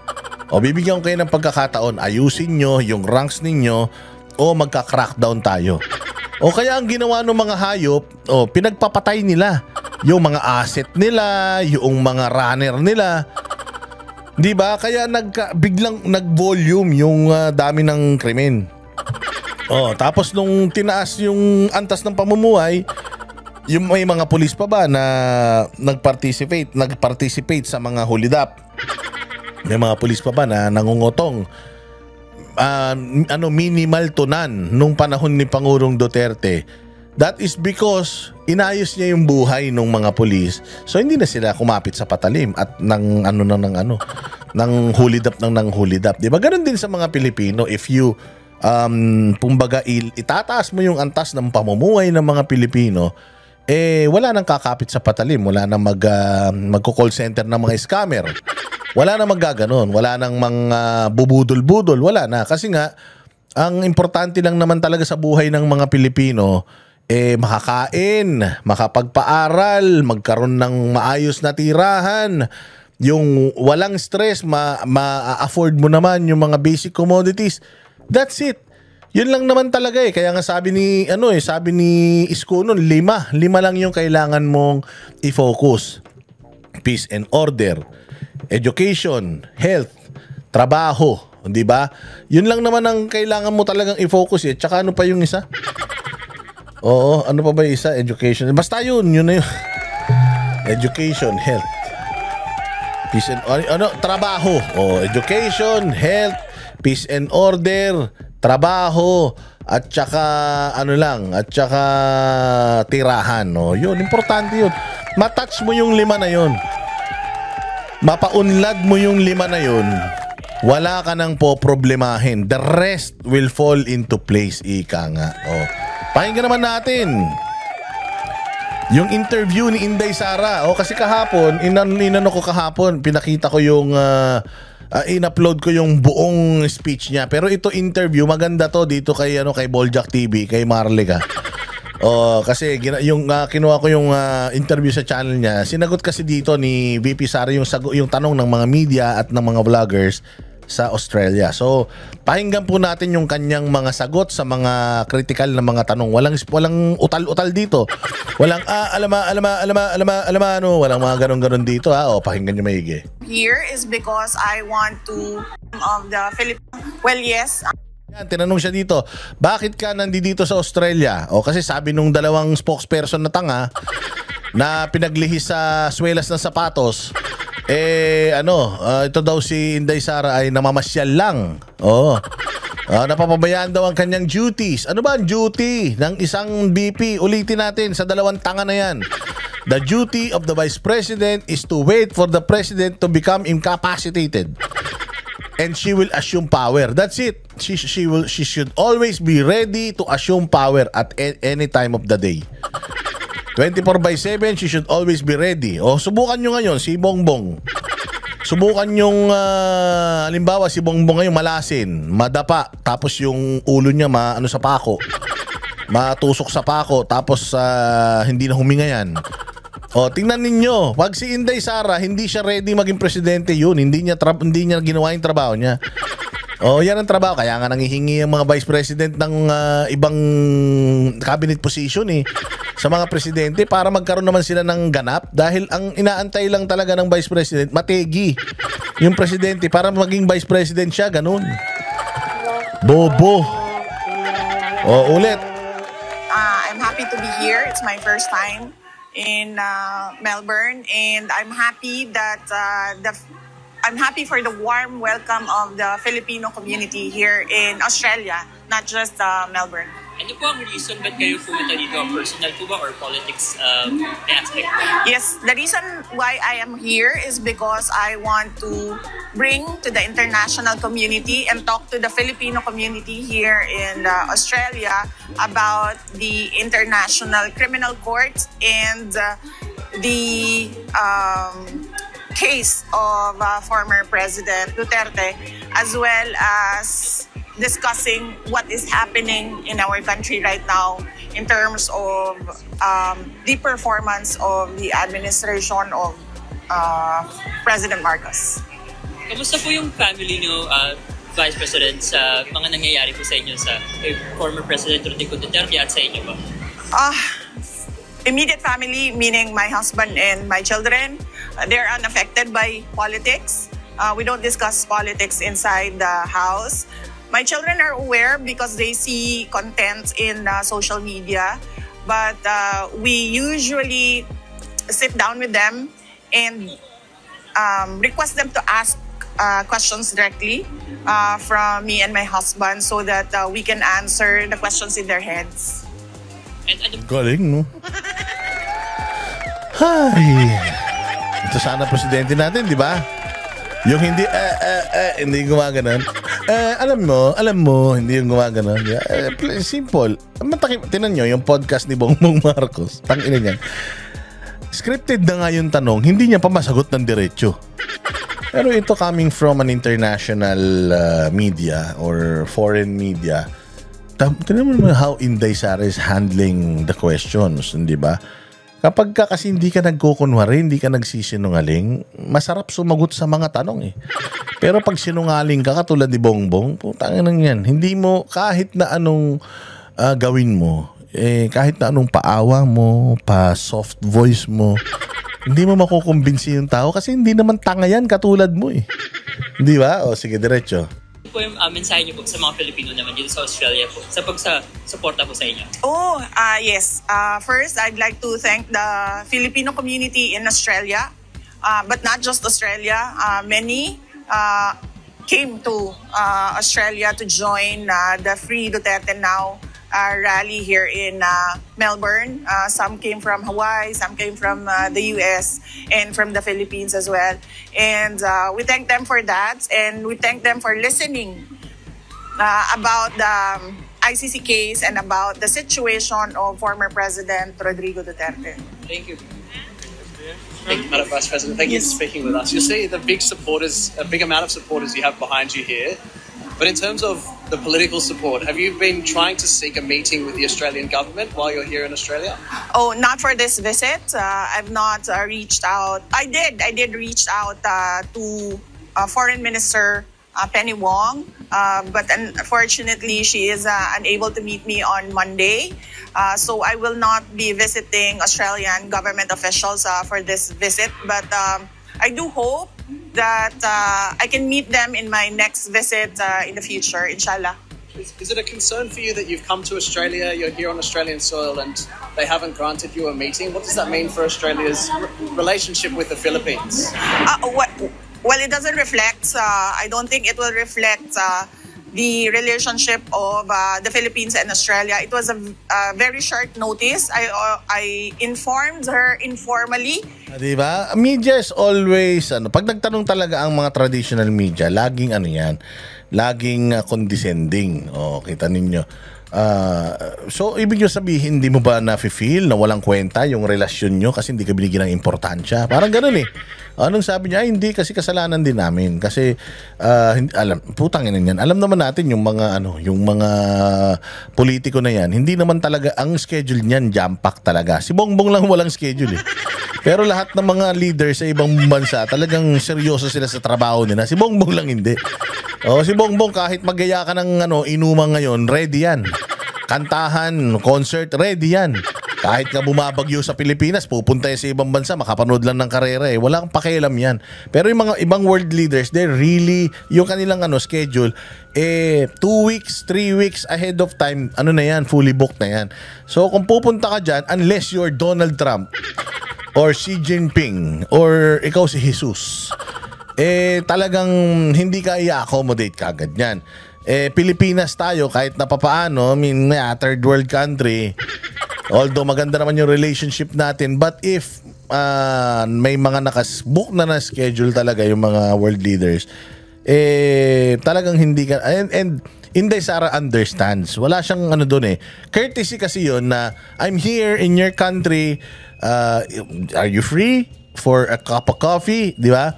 Tapos, I'm sorry, it's such a short notice. Let's try it next time. Let's do a rain check. Meron lang akong appointment ngayon na importante. Kung nasabi mo ng maaga, I could have cleared my schedule for you. Hindi ba, courtesy, pupunta ka kunyari. Pero kung i-decline ka, okay lang. Kasi nga, alam naman ni Inday Sara na biglaan din yung kanyang pagpunta dyan. So, hindi naman din siya pa-importante katulad ni Bongbong. So, if the media or other people will paint this as inisnab ng Australia, then so be it. Walang pakialam si Inday dun. Walang pakialam si Inday whether yun ang palabasin nila. Which is, alam natin na yun yung magiging angulo. Inday Sara inisnab ng Prime Minister ng Australia. Ganun ang sasabihin ng mga yan. Through a message that I am here in Australia and I am here to do a rally today, and that if she is available for a very brief, quick chat, just to say hello, because I met her in the Philippines when she visited, and just wanted to say a friendly hello, nothing official. And I understand your father's legal team has submitted a request for him to be moved to a third country. Are you pushing for that third country to be Australia? Not for this visit. Australia is in the list of countries that are considered by the lawyers, but I am not here for the interim release, not for this visit. Thank you. Hi, VP. Welcome to Melbourne.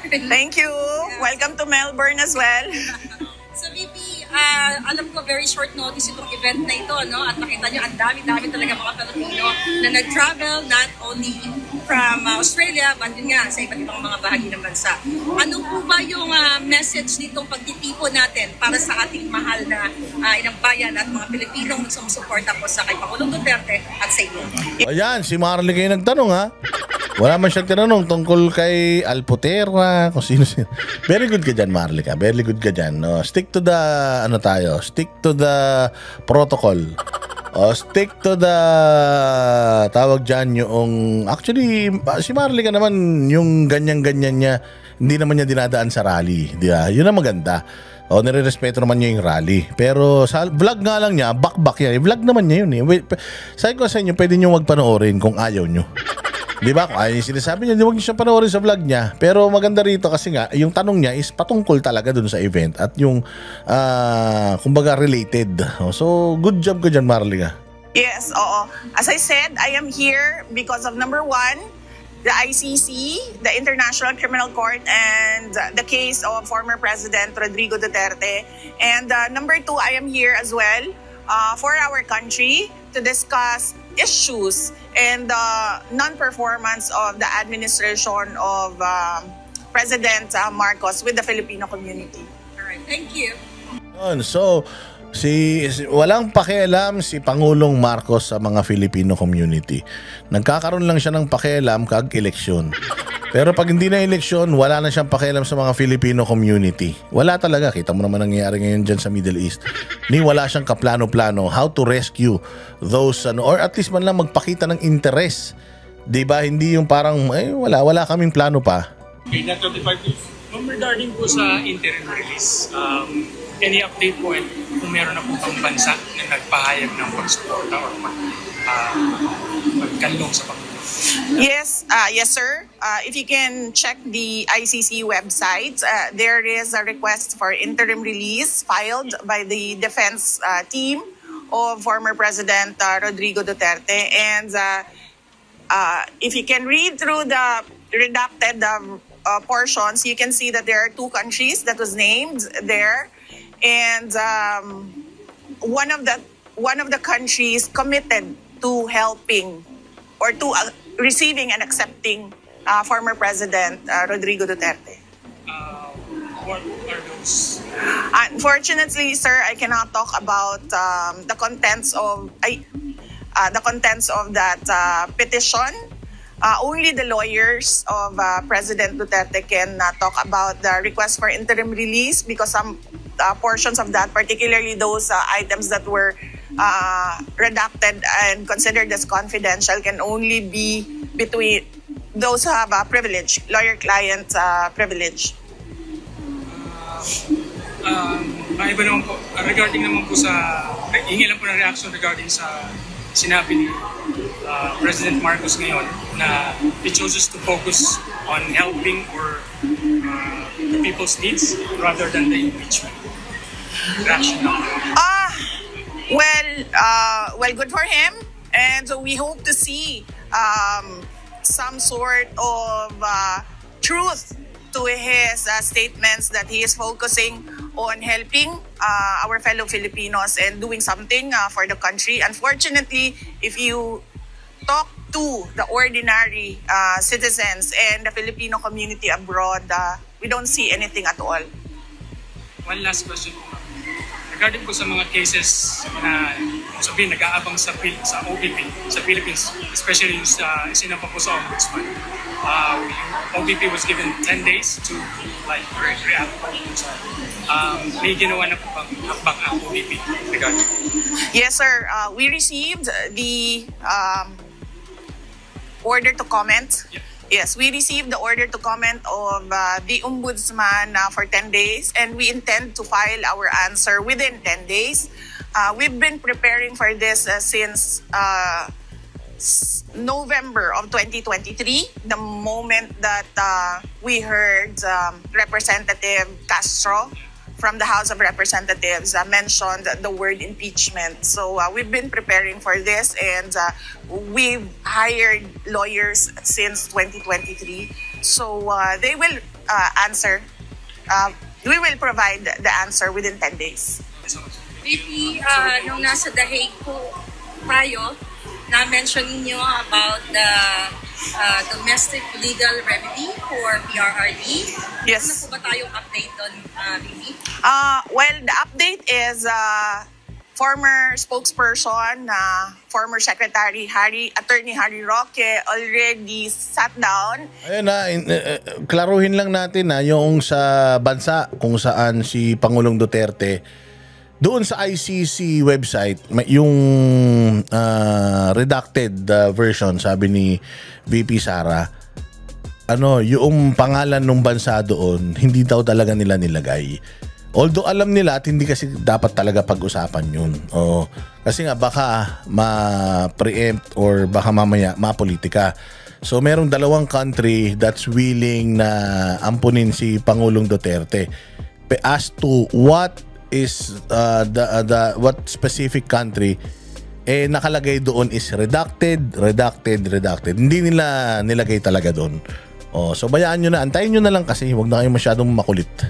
And discussed with a local Dutch lawyer, and he has been asking me to do a online consultation and vetting of the lawyer. I've not done that because I've not sat down and discussed this as well with And kaya din parang pumapayag na ang ICC kasi according to VP Sara, PRD is really thin. Talagang hirap siya kasi nga you have to do things on your own there because it's a detention facility. Wala kang assistant doon. Meron lang doon orderly. Orderly sila po yung mga medical people diyan sa ka lang yan, i-attend ka lang naman yan pag bumubula na yung bibig mo. Okay, papakainin ka lang yan, pero talagang everything, anything, maligo, magbihis, you're on your own. And Pangulong Duterte is really, weak na. Hindi niya na kaya mag-isa maglaba, magbihis, mag-prepare ng mga gamit niya. Hindi niya na talaga kaya. He's always been assisted. Simula pa nung bata siya hanggang ngayon, before siyang dalhin dyan, he's always assisted. Maayos yung facility, malinis, provided lahat, pero wala ngang nag-aalaga sa kanya. Kaya nga, kung magpapatuloy si Pangulong Duterte dyan, definitely, yung health niya magde-deteriorate talaga. Baka mamaya mabagok pa yan, matumba pa yan, di ba? So, katulad nangyari kay Eddie Garcia, di ba? Napatid lang, namatay, di ba? So, very delikado yan para sa ICC. That is why hindi na rin tumanggi pati yung prosecution team. Because ito na nga yung kauna-unahang Asian na leader na tinatry nila, tas ito pa yung unang mamamatay sa pangangalaga nila. I don't think na magiging maganda yun para sa kanila. Ikababagsak talaga ng ICC kapag may nangyari masama kay Pangulong Duterte. So, it's inevitable na si Pangulong Duterte ay makalabas at mapunta sa isang mas maalagaan siya na bansa at facility. The former President Rodrigo Duterte, since he is the client, I think he should be the one to decide, and he should be informed of the other remedies that are available to him. But hopefully, we can avail of all remedies to get to free Duterte now. For the last outlet, SMNI, please. I'm from SMNI. Yes, sir. We confirm if dadalo po ba tayo sa zona ng BBN? No, sir. I do not intend to attend the State of the Nation address of President Marcos. Miski ako, imbitahan dyan. Di rin ako pupunta. Wala namang kwenta yan. Wala naman sasabihin wala naman sasabihin matino yung ulol na yan sa zona. Imagine nyo, 3 years. Mag-isip kayo kung anong nagawa niya. Tangina na lahat nga sinabi nyo nung nakaraan, kabalbalan, kinaumagahan, pinatunayan ng kalikasan eh. Nakatarantaduhan yung 5,500 flood control project niya eh. So ano sasabihin niya, panibagong kasinungalingan ngayon? Tanga na lang kayo kung manonood kayo dyan ulit. For the past 3 years, ang dami inutang, walang ginawa yan. Anong sasabihin niya? Nagpunta siya sa DepEd. Nagbare-bare na siya ng lamesa. Nagpunta siya sa airport, nag-check doon. Nagpunta siya sa sa San Juanico, nag-ala engineer doon. Nagpunta siya sa bumagsak na tulay na marami ng mga subway train na malapit na matapos, ganon. Tanginan yan. Alam natin lahat yan. Hindi yan ang gusto nating marinig. Gusto nating marinig, napaangat na ba niya yung buhay ng mga Pilipino? Kung wala naman, sa loob ng 3 taon, wala namang bagong tulay, wala namang bagong kalsada, wala namang bagong ospital, wala namang bagong eskwelahan. Ano nagawa ng mokong na yan? Ba't ka pa mag-aatin ng zona? Miski ko, hindi na ako pupunta eh. Manunod na lang ako Netflix. Since I don't think he will be providing anything substantial about our country, and it would be best to spend that time with the Filipino community discussing what we can do for the country and to improve the country. Ma'am, may question pa. Natanggap ninyo po ba ang order ng Ombudsman to file counter-affidavit regarding issues sa confidential funds? Yes po, ano po yung magiging reaction po ninyo dito? Yes, we received the request to comment of the Ombudsman, and the lawyers are already, as we speak, the lawyers are already preparing for the answer, and the lawyers informed me that we will provide the answer within the period required, within 10 days. Ma'am, last question na po. Yes, sir. Yusek Castro, ma'am, said, and I quote, pang personal o pang bayan? That is the question. This was her reaction, ma'am, regards to your travel dito po sa Australia at sa ibang bansa. Ano po yung masasabi po? This is, I do not like traveling at all, except for holidays. And clearly, I am not on holiday for this trip. I am here to discuss with the Filipino community on ways forward for our country.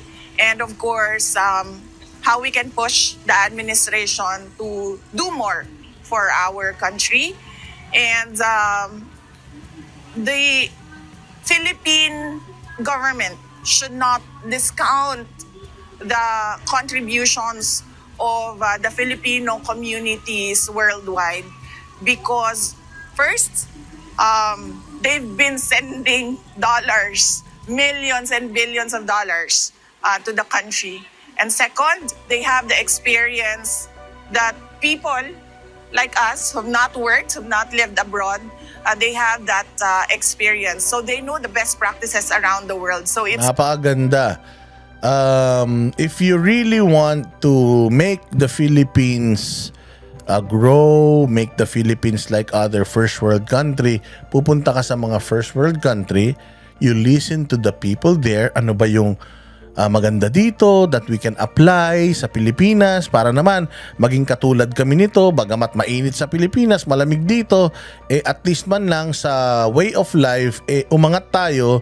Ano ba yung sa tingin ninyong kaya nating i-adapt sa Pilipinas na mga norms dito, gawain dito, ano ba tawag dito, mga panukala, hindi ba, mga ordinansa, hindi ba na pwede natin gawin sa Pilipinas? Doon ka magtatanong sa eksperto, which is yung mga taga ron sa lugar na yon. If you want Singapore, Philippines to be like Singapore, then you should talk to the Singaporeans. Like Philippines to be like Australia in terms of way of life, magtanong ka sa mga Australian. Same goes with Japan, Hong Kong, whatever. Ganun talaga. So ganyan mag-isip ang isang leader. Yung open yung iyong isip, puso sa lahat ng posibilidad at mga kasagutan. Katulad nito, administrasyon na to. Wala nang ginagawang kabutihan, putang inang yan, ayaw pang nakaririnig ng batikos. Saan ka makakita ng putya sunog yung sinaing? Ayaw mong magalit dahil sunog yung sinaing? Di ba? Minsan, ano ba to? Ba't sunog? Di ba gaganong ka? Oh, mag-apologize ka. Pasensya na, sunog eh. Isusunod, di na masusunog kasi nagsiselfone ako kanina eh. Habang nagsasaing ako, ngayon hindi ko na makakalimutan yan. O, di ba? Napakasimple naman nun eh. Hindi, ang tapang-tapang nila. Sila na yung nakasunog na sinaing. Putang na sila pa eh. Ikaw magsaing kaya, ha? Ano yung tangin yan? Kung pinantay mo yung sinaing, hindi sana nasunog yun. O di kadali-dali naman, ba't sunog yung sinaing? Gutom na gutom pa naman ako, sunog yung sinaing. O yun nga, pasensya na. Susunod, hindi ko na susunugin yan kasi kung magluluto ko ulit, bukod sa wala tayong bigas, matatagalan pa. Baka lalo uminit ulo mo, pag di ka makakain. Tiisin mo na lang. Pasensya na, bawi ako susunod. Diba, kasimple-simple naman nung ganun. Walang ganyan sa gobyerno natin. Lahat ang yayabang. Kala mo, ang tatalino. Putang ina, ang lalagkit naman. good to sit down and discuss with them.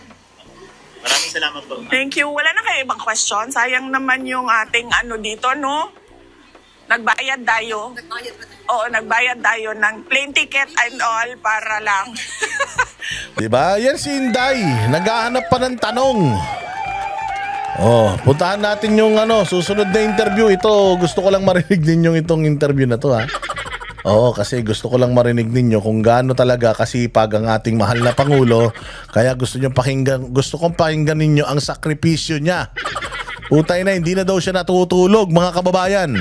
Pakinggan natin itong napakagandang interview ni Bongbong Marcos. Sabi ko nga sa inyo, si Bongbong wag nang magsona. Mag-podcast na lang, mura pa. At saka relax na relax pa siya. Kasi baka mamaya pag nagsona pa, gagastos pa kayo, palalamunin nyo pa yung mga amigo-amiga nyo, mga crony nyo.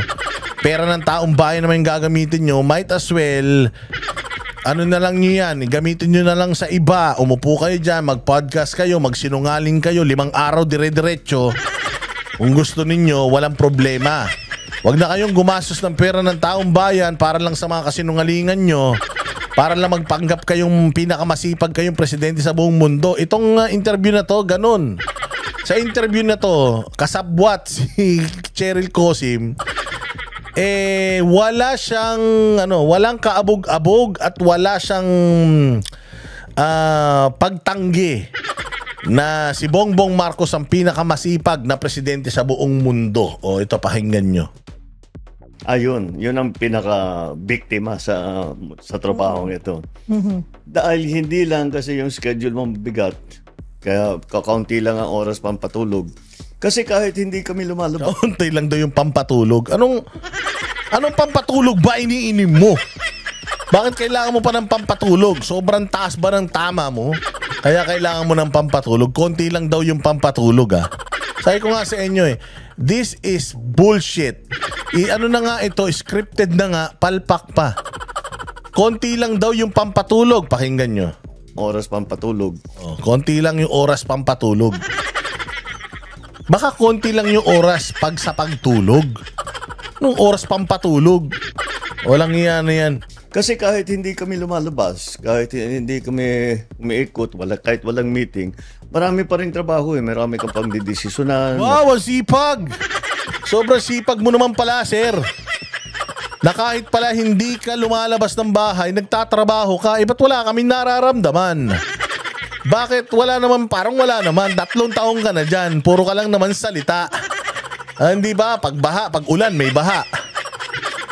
Pag konting kumidlat, wala nang kuryente sa airport.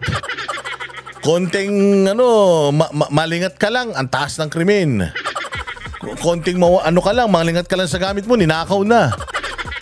Ang laki ng inutang nyo, trilyon-trilyon. Talagang hindi ka makakatulog dyan. Di mo alam kung paano mo gagastusin lahat yan Lalo na kung di mo alam yung trabaho mo. So kahit daw hindi siya lumalabas, ang dami daw niyang trabaho. Putsang ina, ikaw lang yung nagtatrabaho na walang resulta. Marami kang pipirmahan, marami. So talagang ang first victim of I guess high office is sleep. Ay, baka high na high. Baka sobrang high, hindi na makasleep. Diba? That's the of high office. Ulitin natin I guess high office is sleep. High na high daw yung office. Kaya walang sleep. Kasi mataas yung opisina Baka sigurado ba yung opisina mataas? Baka naman hindi opisina mataas Kaya hirap matulog. Sige. Wala, you never get enough sleep. But that's okay. Hindi ho ba kayo pinaalalahanan ni First Lady pagdating sa tulog? Awang-awa si Cheryl Cosim. Wala ka nang ginagawa, hindi ka pa nakakatulog. Yun ang mahirap nun. Wala ka nang ginagawa, tapos puyat ka pa. Napakahirap na buhay niyan. Maniwala kayo. Kaya nga merong isang nakakatawang parody si Michael B. Sabi niya, si Jose Manalo pala. Sabi niya, kala nyo ba? Mahirap yung kala nyo madali yung lasing. Kala nyo ba madali yung yung lasing ka lagi? Ikaw kaya yung gabi-gabi lasing. Palit tayo ng kalagayan. Yung nahihilo ka maya't maya, kahirap ka umuwi, suka ka ng suka. Ang hirap kaya sumuka. Ilagay mo yung sarili mo sa kalagayan ko. Sa tingin mo ba ginusto ko to? Hindi ba ganun katulad naman yung kay Michael B naman na na parody. Parody ba tawag doon? Skit niya na akala mo madali walang trabaho. Ang hirap kayang umistambay. Yung paggising mo sa umaga, nakatulala ka na, abang ka ng inuman. Tas wala kang maisip kung anong gagawin mo. Hindi ka man maka-demand ng anong ulam na uulamin mo. Basta kung ano yung nandiyan dyan, yun na yung kakainin mo. Kasi wala ka naman silbi sa buhay. Kala mo ba madali yung walang silbi sa buhay? Ang hirap-hirap kaya. Yung umaga, inaantay mo maggabi. Paggabi, inaantay mo mag-umaga. Ikaw kaya ang ganun di ba? Parang ganun si Cheryl Cosim. Tingnan mo. Awang-awa siya, kawawa naman si Bongbong. Hindi ba naaway asawa mo sa'yo? Wala kang tulog. Wala ka ng tulog, wala ka pang silbi, wala ka pang ginagawa, wala ka pang resulta. Ang dami-dami mong inuutang. Pero sinasabi ko sa kanyang gagawin ko.